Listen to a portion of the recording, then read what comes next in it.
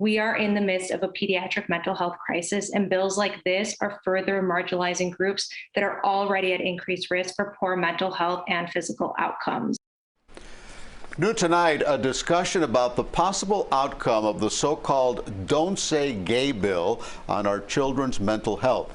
The controversial bill is quickly moving through the Florida legislature. It has not passed yet, but it's scheduled to go before the House Judiciary Committee tomorrow. And as you might know, it's already started a lot of discussion. CBS 4's Carly Barnett joins us in the studio. And Carly, you spoke to a child psychologist on this topic.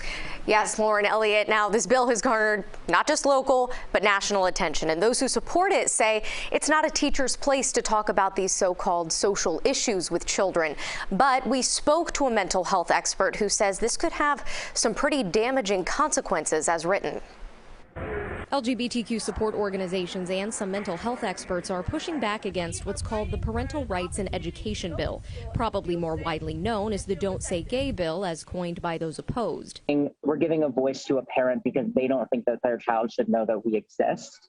That we are simply here on this earth. Members of Safe Schools South Florida were in Tallahassee to speak with lawmakers and lobby against the legislation. And sometimes kids at home don't have that direct communication. They don't have that support system. The bill would ban discussion of sexual orientation or gender identity in elementary grade levels in a manner that is, quote, not age or developmentally appropriate.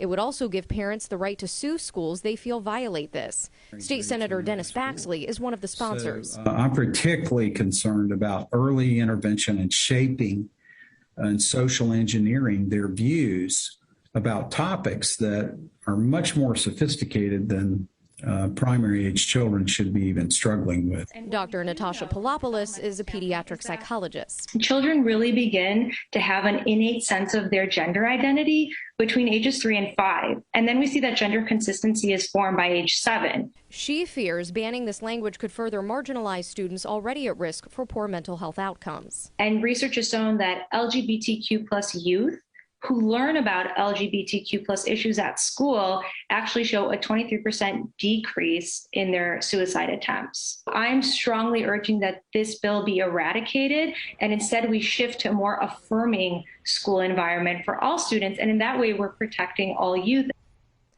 Dr. Palopoulos mentioned that it shouldn't be a partisan topic. She says the numbers really speak for themselves. The Trevor Project, that's a suicide prevention organization, found that more than 40% of youth who identify as LGBTQ+ considered suicide last year. Carly, have the sponsors of this bill mentioned any specific event that happened in our schools to lead them to create such legislation? Well, when I spoke to Senator Baxley, he says he has seen materials to address those topics in elementary schools. He said that was indirectly through some consultants. He says he believes they were trying to work on relationships with students. But he says, in his words, he feels that goes too far. Now, he couldn't specify which school districts or counties that was happening in Florida. Carly, how specific is this bill? Does it include children who may have gay parents or maybe are questioning their own feelings about sexuality? I asked Senator Baxley directly that about students with gay parents, for example. Can they reference that they spent time with their two fathers or their two mothers going to the park? And he says he understands that children are going to have conversations and they can't prevent that, but he says it's the teacher's job to keep it focused on the lesson plan and that it shouldn't distract from teaching what he calls those basic core skills.